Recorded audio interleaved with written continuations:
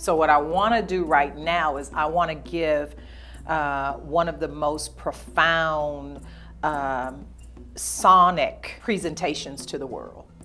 You know, I want to talk about how we come together as opposed to shining more light on the negativity.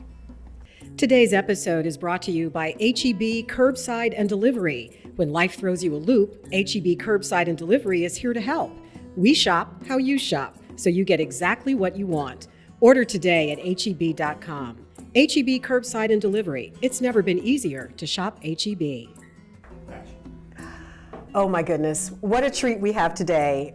My guest is the one and only Yolanda Adams. Hello there. Hello there, beautiful. Now I have to give you your props. So you're just going to have to let me tell people a pretty big rundown of who you are and all you've accomplished. Okay, I know your fans already know, but maybe they don't know all of it. So here we go, okay? All right. Of course, internationally known gospel diva, singer, diva. 16 Stellar Awards, 7 NAACP Image Awards, 5 Grammy Awards, 5 BET Awards, 4 Dove Awards, 1 Soul Train Music Award, and a Partridge in a Pear Tree. Okay, that was good? Okay, there's more. First gospel artist ever to be nominated for a Tony Award for music and writing for the musical SpongeBob SquarePants. SpongeBob SquarePants. Right? Yes. My daughter Lindsay's favorite cartoon ever, okay? Oh, wow. And then finally, have sold in the neighborhood of 8 million albums worldwide, had the first daily gospel show to be nationally syndicated on radio. Now your morning show is streaming on TuneIn, correct? Yes, it is. Okay. You have a clothing line, a skincare line, Yolanda Adams, handbags, you're a fitness geek, you work out regularly. I mean, my goodness, Yolanda. Yes. Can you find something else to do? Well, I'm Taylor's mom, You're so. you're Taylor's mom. I am And Taylor's and Taylor is mom. now a sophomore at Howard Yes, University. yes. Just had her debutante ball. Proud mama. And just drop dead gorgeous girl. Yes, she is. Thank you so much. I'm talking about you. Oh, thank you. Look, remember I told you I was going to too. reserve my tears. Now they're like, No, she is too, but she Thank gets you. it from you, babe. Oh, thanks so yes. much. Thank you for agreeing to do this. Come on, anything for you. I tell you that all the time. Oh, you are such a sweetheart. So, you know, I was trying to remember the first time we met, and I really don't exactly remember. I know I was on the air. I was anchoring at KPRC here in Yes. Houston, and I've just covered you for many years, done many interviews. I do remember when you were performing at the Stellar Awards here in Houston years ago, and you won a bunch of awards that night. And I remember doing a story on you and being Exactly. there for your sound check. Exactly. And so we just kind of go back. We do. And it's been so fun to see your amazing success. Thank you so much. Thank you. How are you? I'm great, and it's a pleasure to be here with you. And it was Channel 2, our NBC affiliate, and I was just about to leave teaching, and I was going on the Jay Leno Show, and you guys interviewed me. I remember. That was the first time. That was the first time. Okay, and now that you say that, And that's way. that's way Oh, way back. That's in the way back, That's right? way back. Oh my goodness, you were going on the Jay Leno Show. Yes. I remember- Nervous, yeah. scared. I was scared. I'm just going to tell the truth because So- you know, it at that point, you don't really think that what you're doing is Jay Leno worthy until you get there and he's like, yeah, I love your music, and you're like, and so you roll with it. Yeah. And so you guys were the first crew to interview me about leaving teaching, going into full-time music. And what was that like for you to make that transition? Well, It was a little strange at first because I wanted to do what you did. My first degree is in radio, TV journalism, and that didn't pan out. So I started teaching, and I was singing I had always been singing through college, high school, all of that. But I got a chance to sing on the weekends, teach during the week, the best of both worlds. 2-3 paychecks coming in. I was like, yeah, living it, living it. And then it's like, okay, the music is not letting you get back on Mondays. Yeah. And so having to leap out on faith, jump out on faith, not just walk by faith. You got to leap out, because now you only have that summer to figure out what you're going to do. And management and everything is all excited, and okay, well, now it's just me with the load. But it turned out so good, and that's why we're still here today talking about it, singing about it, loving it. What are you most excited about that you're doing in your life right now? Oh my gosh. We are officially working on new music for me. I'm always working on new music for other people. I've done collabs with Common. I've done collabs with Israel. I've done collabs with, Donna Lawrence, so many people. And also with a young lady who is just phenomenal, Jacqueline Carr. But now I am working on music for me, for my people, for my fan base, and those folks who get a chance to see me every now and then on television. So they're going to be so excited to hear that. I mean, because Thank you guys. Yes, I know they're waiting for it. I know it's been a while. I know they're waiting for it. Yeah. What is the message that you want to deliver in this next go round of music? I think that my message has always been the same. I've always empowered my listeners. I've always told them that they're greater than their greatest problem, and that what they're dealing with right now really is temporary. They have to dig in, find that motivation, find that inkling of faith to keep going, because this is not the end. And as you and I were talking prior to actually doing this interview, we both have daughters. And I remember when you were pregnant, you remember when I was pregnant. And so life goes on. It's a continuum of things. And I liken it to the game of golf, which I love so much. Life, just like golf, is a game of correction. You're correcting everything. If you're doing the right thing, you're trying to find out how to do it better. If you're questioning whether or not you should go into business or, make a deal or whatever, that's another correction, So you take yourself through the cycles of learning, relearning, re-educating. You take yourself through cycles of thinking and thinking harder and stronger about family, friends, those kinds of things. So to me, that's what I do. I empower people to be confident in their decisions, to be confident in their faith, to be confident in their God, so that they know that they're not alone. The whole concept of things going in cycles. So I look at that, and the faith part of it, that is, when you go through the valley, when you go through that really deep valley, and the faith is tested. I feel as though our country is going through that right now. Yes. That we are in a valley, to use a metaphor here, that is testing us as a people, as a society, as humanity. Exactly. What direction do we want to go?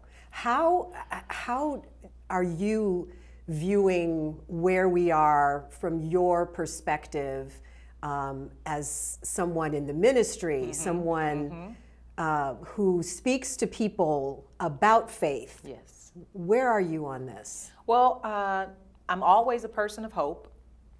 So I'm always hopeful that God is about to do something miraculous on the earth at any time. I believe that. I wake up with expectation every morning about my life, about everything. So I have to live as though any moment God can change the hearts of people, because it says in Psalms and in Proverbs that God has the ability to touch the heart of the king. And so what I believe is that there are a lot of people who have no identity that will follow anything. And because the loudest microphone is on and the loudest Twitter page and Facebook page is on, well, let me follow that because it's the loudest voice. Sometimes you have to combat the loudest voice with silence or peace, or both. And so, And you have to know when. And you have to know when. Yeah. Because silence is great in and of itself, because it gives you the ability to step back, look at the situation, appraise it, and then say, my response is this. Peace says, even though I have a right to respond to you in the way that would defend what I'm about to say, I choose not to, because I know that there has to be peace in my heart before I can even address you as a person. One of the things that I was just like, whoa. You're getting deep, girl. Well, here's the thing, though. Yes. At the end of the day, we all have to look at each other as creation from an almighty source that is so much bigger than us. Right. We didn't make all this ourselves. We didn't get here by ourselves. We have 65 million years of data that says a plant was here before us, a fish was here before us, that this was there before us. So we know we didn't do that. Right. So I have to look at all people first and foremost as creation of God, made in his image and his likeness. Or as some people say, the universe, whatever y'all believe, that's fine. But I'm just saying there is something higher than us. Right. So we have to call look it at what that. you want. Call it whatever you need to. Right. The second thing is, because you are created with this awesome power, learn when to use it. Learn how to use it. And first of all, learn that you have it. Because we are the only entities on this earth with the power of speech, knowledge, and attainment. A parrot, a minor bird, they can, mimic, but they don't have the knowledge and the experience to use what they're saying. They only repeat. And so that's why we teach our children to be kind. That's why we teach our children to be mindful. Right. How are you going to use your knowledge? How are you going to use your knowledge? Mm-hmm. And unfortunately, I cannot put my will and what I want on someone else, because I become just like them. So what I want to do right now is I want to give one of the most profound sonic presentations to the world. I want to talk about how we come together as opposed to shining more light on the negativity. Yeah. I want to talk about the love that's really deep inside. What are you missing? Instead of hate is running rampant, blah, blah, blah, blah, blah. I'm very careful about the way I use my words. I always have been, even as a child, because I saw the effect that my words had on people. I could make them smile, or I could make them wonder, or I could make them sad. I knew that words carried power. So with this project, that's what I'm hoping that I will be able to do. With the next project. Right. So that is my assignment to, help the world heal that way. Prayer to me is very essential when it comes to my life, making sure I'm at peace with myself, making sure that I know myself and I'm connected with my source. So that's another thing that I think will help the world right now. Not just a gathering of people at a stadium, but if that's what you do, congratulations, we're happy for you. But I'm saying, make sure that when you are in that quiet time, when you're in that meditation time, because I totally believe in prayer and meditation together, not isolated. I believe in both of those things together. When you're in that time, make sure that it's self-reflective first, and that you ask for the peace and the joy that would make you an instrument of peace and joy in the world. In the world. Oh gosh, there's so much you said there that I want to pick up on. So when you were a child, you said you recognized the power of your words. Oh yeah. Do you remember a particular incident or something that happened that, can you share that? Oh, I just, oh my gosh.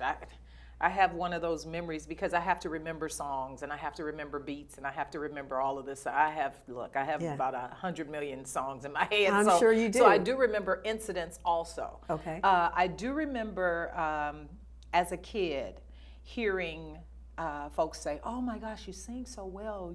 You articulate so well." And I'm like 8 years old. And then they would say, "But your sister is so much prettier than you." And I'm like, what does that have to do with what I just did? Yeah.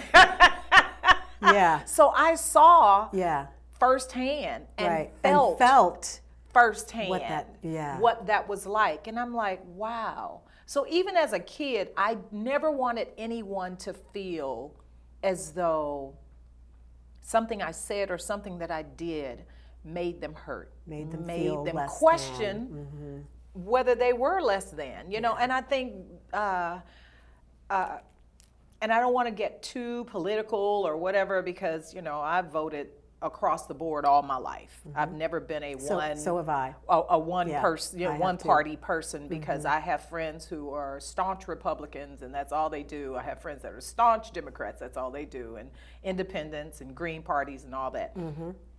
But I believe that if the person in charge really knew who he was and the power that love carries, we would see a different outcome than some of the things that we've been hearing and seeing as a result of his not feeling adequate enough. That's just my personal opinion. That is my personal opinion. And I think if completely valid, and I think you're speaking for a lot of people who feel that way. Right. And I think if he had gotten the nurturing and the love, we're going back to love. It just seems like that's the recurring theme. I think if he had gotten that when he was younger, that his life would be a whole lot different. And so the way he responds to people is a lot different because he didn't have that. And although he didn't have that, that's not an excuse, because there are a lot of people who did not grow up with that, right, who are very loving and caring people. Yes. Who care about other people's, lives too. It's so interesting. So I just did an interview with Brene Brown. Yes. And one of the things that she talks about, this very thing, about how we transmit our pain rather than transforming it. Yes. Oh yeah. And to put it in her words, and this is almost a direct quote, if we're going to get to the next level of where we really need to be, we got to start working out our shit on each other. Yeah. Oh, trust us. No, trust us. Okay. Yeah, I saw that. We can, yeah. Okay. No, I so was like, really, hey. I mean, we cannot work out our own pain and project it onto someone else and blame them for something that's going on here that I haven't had the courage to deal with first. Yeah. And just the pain, so that cycle just continues to repeat itself. And I feel like that's kind of where we are now. We are blaming each other. And if we can start to look inward, and as you say, do that self-reflection, do that meditation as an individual, but then with the greater community as well, then you start to build that bond. It starts with parents teaching kids how awesome and beautiful they already are. Yep.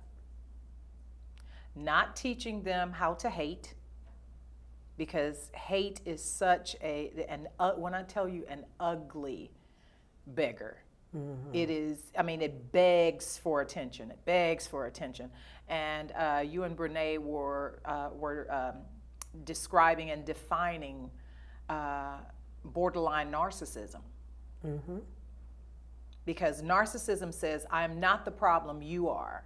Right. You are my problem. I am superior.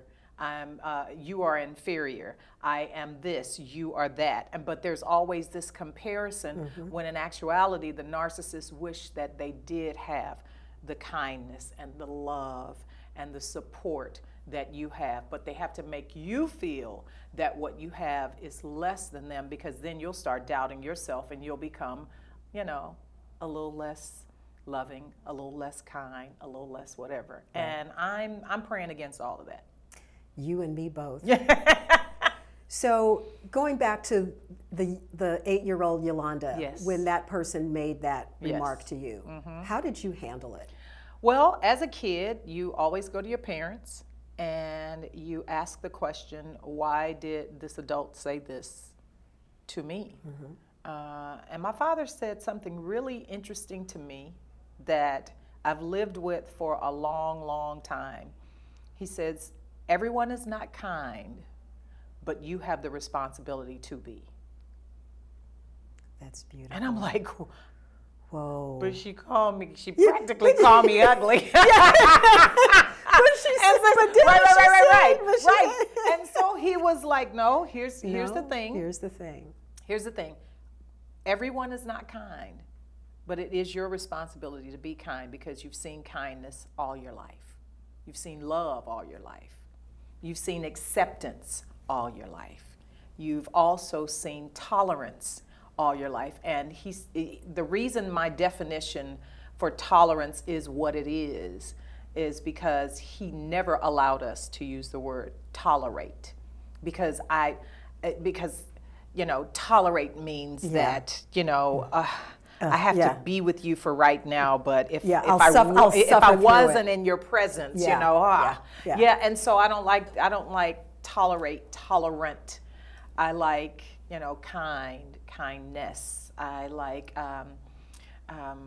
the words, you know, incorporated, unity. I like those kinds of words that bring us together. Yeah. But yeah, I did feel that. And then at the time, it was, what was it? It wasn't 31 flavors. They didn't have as many. And he took me and got me some ice cream. Really? And that's why butter pecan is my favorite. I love it. Yeah. I love it. So you associate butter pecan with that experience. Yes, I do. Yeah. Oh, I love that. So how have you taken the lessons that you learned from that, and used those lessons to show up in the world as you do, and I would assume teaching those same lessons to your beautiful daughter? I think it's easy to give the world who you are when you do it authentically. It's not hard for me to talk to anyone because I was taught that everyone has value. So it's not hard for me to sing to anyone because, again, everyone has a heart. Every heart beats the same, you know, it needs the same blood. It needs, you know, there's a rhythm to life. I was always taught that you can help someone's rhythm, you know, you can help their life get back in balance, get back on beat. I mean, and I know it sounds crazy because I'm a music person, but these things were taught to me like that. So when I am asked to do different tributes and stuff like that, I never say no unless it's just like really, really bad or schedules are really crazy. Because I just believe if there is an open door to do something and be something at that moment, I am required to do and be that because the opportunity has presented itself. I don't believe there are any accidents in the world. I believe, and I'm not talking about mishaps like, you know, car crashes and stuff like that, but any accidental things that happen to us, you know, you calling me saying, hey, you you got any time for me to talk to you? That wasn't an accident, you know, that was purpose. And so I believe that same thing happens when I grace a stage, or when I speak to young men and women about their self-esteem, or when when I'm preaching, or when I'm at a women's conference talking about being better women. You know, I just believe that those things present themselves because I'm ready. And may I say that it is one of your greatest gifts. You have so many, but one of them is that you have the ability to show up in the way that is required for whatever the particular circumstance demands. So we were on stage together not too long ago, paying tribute to President George H.W. Bush when he passed away. The city of Houston had a beautiful memorial ceremony, celebration of his life, really. And Yolanda sang beautifully. I was one of the MCs, and you know, just your presence. And whether it's that, or whether you're talking to a group of young people, or whatever it is, you have the ability to make that human connection and to tap into it in a way that makes the circle complete. Thank you so much. It's a God-given gift. I know that is, and I've had that since I was a kid. I didn't realize what it was until I grew up into it, you know, until I, you know, transformed into it. I think we come here with everything we need, but it's not until it's revealed to us that that's who we are. I have had the ability to have conversations with little kids as a little kid, and then have conversations with adults as a little kid, and you know, then they got something from me, and I got something from them. And I think that the more I look back at my life, and I look at all the things that I've been able to do, and all the people that I've been in rooms with, it still astonishes me that the ability to touch someone's heart, because most of the time they look at me, oh, she's the nice little gospel lady, blah, blah, blah. And then I start talking politics, or I start talking sports and stuff, like when we find we have more in common than just their love of music. Exactly. And that, and I had to start owning that. Because sometimes, you know, it's like, I don't want to feel like I'm... You know, we tend to put ourselves and each other in silos. You know, oh, you're the TV anchor. Oh, you're the gospel singer. Oh, you're this. Well, you know, you're a gospel diva. You're an entrepreneur. You're a mom. You're a savvy business. I mean, you're so many things, and so am I. But people have the tendency to pigeonhole you and only want you to be what they think you are. And that's the challenge, is to not fall into that trap. Exactly. And not let people put you in that light. And I'm glad you use silos as a reference, because some people say boxes, but you know, you can push yourself out of a box, but with a silo, you have to be dipped out, you know. And those of you who are farmers and stuff like that, you know what we're talking about. And that's what people do. They dip out the part of you that they want, and then they let you sit in your little chair and do whatever. And then after that, it's like, oh, but the rest of you, I'm not quite ready for. Right? And they're not. You're right. They're not ready for it. I'm not quite ready for. I'm not ready for. Right. I just love you. I love you too. Oh my gosh, So, gosh, if there were one thing that you could leave with the world, just say that, you know, kind of you exude light and love and positivity, and we need all of that in just, you know, tremendous, abundant ways right now. So what can you say to help lift us up? Man, I need 2 more hours. I'm sorry. Or better yet, what can you sing to help lift us up? Well, the first thing that I would say would be honest. Because I think in honesty, once we operate in honesty, the hurt that's on the inside of us first gets the light shed on it. And so whatever you put a light on, even if you like if all of the lights cut off and it was just dark, period, the smallest of light, a matchstick or a match would light up the whole room. Do that to yourself. Give yourself permission to shine a light on the things that have hurt you, that you question about yourself, that make you feel uncomfortable, or that you haven't really forgiven. A lot of times people have not forgiven themselves for something that other people have done to them. How crazy is that? But it's so true. But I'm guilty. Yeah. So that's how I can talk about it. Forgive yourself for getting in that ruddy relationship that you knew wasn't good anyway. Forgive yourself for not running your 6 miles. Forgive yourself for whatever. And then shine the light on the beauty that's you.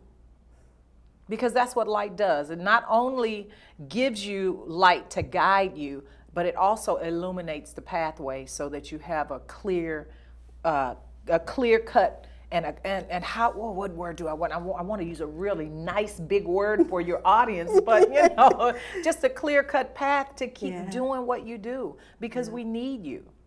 We need every positive person. We need every positive bone, every positive vibe in your body, especially right now. With almost 8 billion people in the world, all we need is 100 million people to just start shining light. Just start shining light. And then, since, I'm here with you and I love you so much, what the world needs now is love, sweet love. It's the only thing that there's just too little of. What the world needs now is love, sweet love. No, not just for some, but for everyone. And then you'll have to listen to the album to get the rest of it. You're amazing. I love you so much. Love you. Thank you, Yolanda. Oh, thank you, Linda. Thank you so much. And thank you all for watching and listening, and for giving our guests permission to speak and sing. Yes, and for listening with an open mind. We'll see you next time. I'm a believer that if we can find a way to better understand each other's experiences, we can find a way to accept and respect each other for who we are, even when we don't agree. That's the ultimate goal of this podcast. So with that in mind, what do you want the world to know about your story? How might your story, your truth, provide an important perspective to help bridge our divides? If you'd like to share your story with us for a chance to be featured on the podcast, all you have to do is go to our website, ourvoicesmatterpodcast.com, and click on What's Your Story? We can't wait to hear from you, because your voice matters. That was a good one.